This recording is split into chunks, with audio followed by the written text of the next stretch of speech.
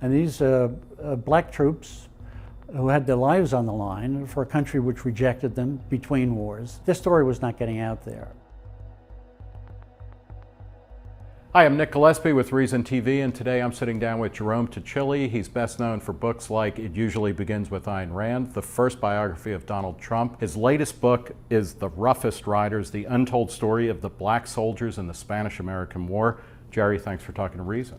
My pleasure. This is a fascinating book that, as I was reading it, it both made me proud and profoundly sad to be an American. It's about race relations as they affected black soldiers from the post-Civil War era on.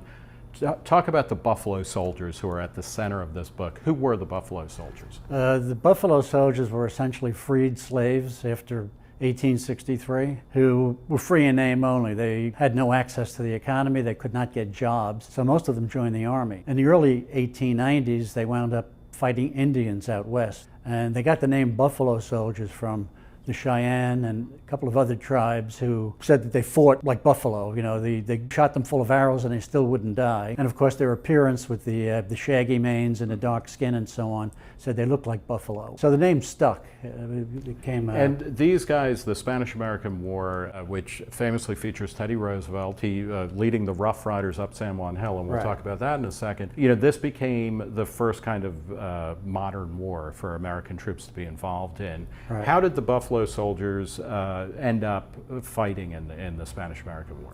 Well, after the Indian Wars, they came back, and America loved them when they were fodder for the wars, but then they had these armed blacks in their modern society, and white people resented them. They were afraid of it, you know, these armed blacks, uprisings and so on. So at the time, Teddy Roosevelt was agitating after the sinking of the Maine and Havana Harbor to go down and take on the Spanish, even though there was no proof that the Spaniards sunk the Maine. In fact, later technology indicated it was probably an internal like explosion. A boiler room accident or right, something. exactly. Yeah. The thinking in Washington was that the blacks would be better able to withstand the tropical climate in places like Cuba because of their genetic makeup. So the big battle in the Spanish-American War, which really kind of created a modern, or the first big step of American empire, because we ended up winning against Spain and we ended up with the Philippines as well as Cuba and Puerto Rico and whatnot. The most famous battle is Teddy Roosevelt charging up with the Rough Riders up San Juan Hill. That's the received history of it. A lot of what the book is about is how that is just completely balderdash. What really happened on San Juan Hill? Well, it's total nonsense, actually. Teddy Roosevelt was covered by a bunch of reporters who followed him around, and their job was to promote him and his image. And when he did that, he gave them access, so they were in his camp. The received image is that there was a hill in Cuba called San Juan Hill, and Teddy Roosevelt and his Rough Riders, who were basically cowboys and a few Eastern blue bloods looking for adventure, charged up there and chased the Spanish off. Well, when you start delving into the story, you realize that there were 10,000 Spanish soldiers in the area at the time. The Rough Riders had about 500 total to start with. And I started reading this, and then my bullshit antenna started to quiver. I said, how could this have happened? The reality was that San Juan Hill was the last hill to be taken there. There were 4 hills that were fought. The first was called Las Guasimas, named after some trees in the area. And Roosevelt was part of that charge up there with 500 Buffalo Soldiers. And there was a column of white regulars and black regulars on his right. And Roosevelt walked right into an ambush in that first battle and lost probably about 1/3 of his men. So out of the 500, he's got 350 left now. And the blacks came over and rescued him, along with some white regulars, and took the hill from the Spanish, Las Guasimas. And after that, there was a week delay while we fully landed troops off the boats that had come in off the harbor down there, Santiago Harbor. And there were 3 other hills to be taken. The northernmost was a place called El Caney, and it was a town up on a hill, and that was taken by a combination of white regulars and black regulars. The blacks got up there first. There was a long, grueling 10-day war that the blacks got up there and planted their guide on. Simultaneously, there were 3 hills over in the San Juan Heights. There was Kettle Hill, slightly to the north of San Juan Hill, and then there was San Juan Hill itself. And Roosevelt's Rough Riders were assigned to Kettle Hill, and he was getting wiped out. The Spanish had superior weaponry. They had these smokeless Mausers that gave off no smoke when they were fired, and we had these antiquated smoke-emitting rifles. Which means it's easier for soldiers fighting you to see where you are and Yeah. pinpoint in the general direction. Right, we couldn't see where the Spanish Yeah. were because, but they knew exactly where we were because every time they fired a weapon, it was a target. Right. Roosevelt was assigned to Kettle Hill, much to his chagrin, because the main target was going to be San Juan Hill. As they were going up Kettle Hill, Roosevelt's men were being decimated, and he was down to about 50 soldiers.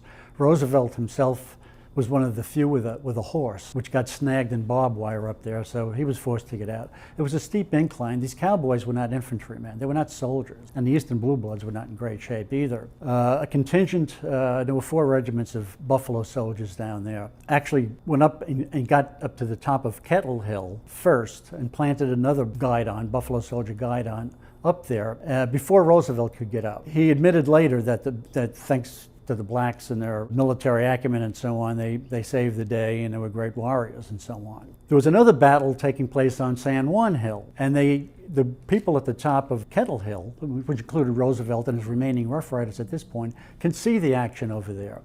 The black Buffalo soldiers charged down from Kettle Hill, and there was another contingent of black soldiers, Buffalo soldiers. Some of them were led by Pershing, Blackjack Pershing. And who was called Blackjack Jack because Pershing. he was rare.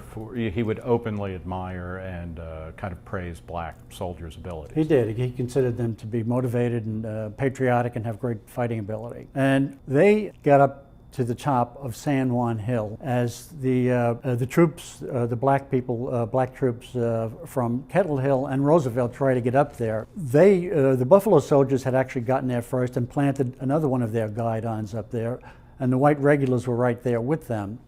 Roosevelt did not get up to the top of San Juan Hill until the fighting was over. But of course, waiting up there were these 6 hand-picked reporters, one of whom was Stephen Crane, who was the most independent of them all because he was famous for having written Red Badge of Courage. And of course, they gave him the big reception, and Roosevelt straggled up there with just a handful of the remaining Rough Riders. But the cameras were focused on him. He was great copy. The media loved him because he was a colorful character, an adventurer, etc. And then he wrote a kind of definitive account of the Spanish-American War in which he was the starring soldier.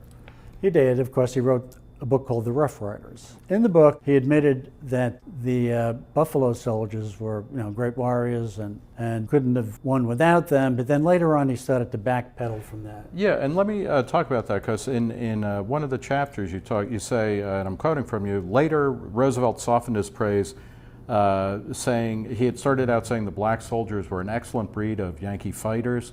Then he was like, now they're about as good as a typical white set of soldiers. And then finally he said that they only performed their duties well because they were peculiarly dependent on their white officers.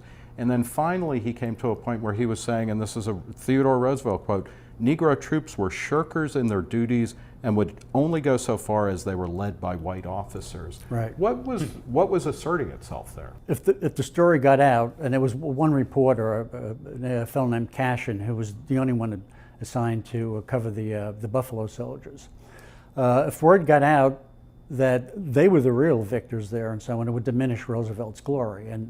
And that's what he was all about, was self-empowerment. And so he started to backpedal and claim that they only did as well as they did because they had white officers. Well, of course, they weren't allowed to have black officers. And then later on, racism totally took over when he said they were shirkers and he had to pull his gun to keep some of them from moving, heading back down the hill, which was a total fabrication. So it was Roosevelt preserving his image and not allowing anybody else to share any of the glory. What is your goal in writing a book like The Roughest Riders? My goal is I see a story which strikes me as total nonsense, and then reading between the lines and realize that this footnote in history about the role of the Buffalo soldiers has remained that for the most part. I mean, there have been a few other books. Gail Buckley wrote a book called American Patriots, but there's a chapter on the Buffalo Soldiers.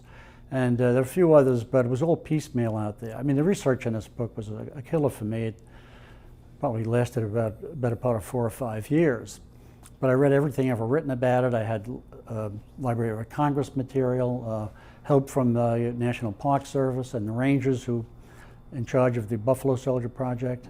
So I got all this stuff together, and I realized that this is an American story which has been buried, and these black troops who had their lives on the line for a country which rejected them between wars, this story was not getting out there, and nobody else was writing it, so I just decided to go and plunge ahead and do it myself. Do you think that, in many ways it was Harry Truman who integrated the troops for the Korean War, somebody like Colin Powell, who I think graduated college at ROTC in 1959, became the Secretary of State. Have blacks, at least in the military, have they reached parity with whites? Well, I think they have today, and Powell himself said that he never really suffered from a lot of discrimination. He was a light-skinned black, and he grew up familiar with a lot of white culture and so on. So he personally did not see a lot of that. Racism exists in a society, and I'm sure that even blacks in the military today, when it's integrated, experience it to a great extent. As you mentioned, Harry Truman, with an executive order in 1948, ordered the military to be integrated, but even after that it took quite a few years for it to fully happen. During World War II, previous to that, of course, we had black units segregated from the whites. I think racism is prevalent in this society even today. And I have grandchildren, 3, who range in age from 10 to almost 14. And I think of them as maybe the first colorblind generation in this country. I mean, they all have friends who are Asian, black, and so on, and they don't even think in those terms. Whether that's true nationally or not, I don't know, but I think that's a hopeful sign out there. Well, hopefully your grandchildren and mine will read The Roughest Riders and remember where they're coming from and how bad things could be and how much better things can be. So thank you, Jerry Tuccille. The book is The Roughest Riders, The Untold Story of the Black Soldiers in the Spanish-American War. For Reason TV, I'm Nick Gillespie.